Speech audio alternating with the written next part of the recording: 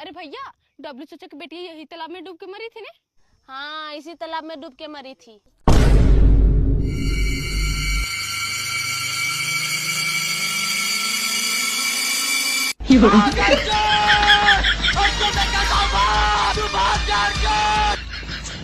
तब से ये तालाब में कोई नहीं नहा।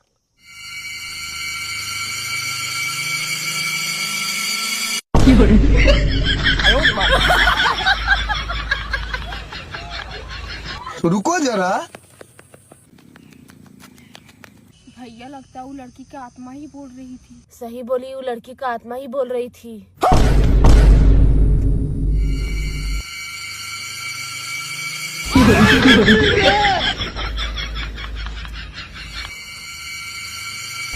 अरे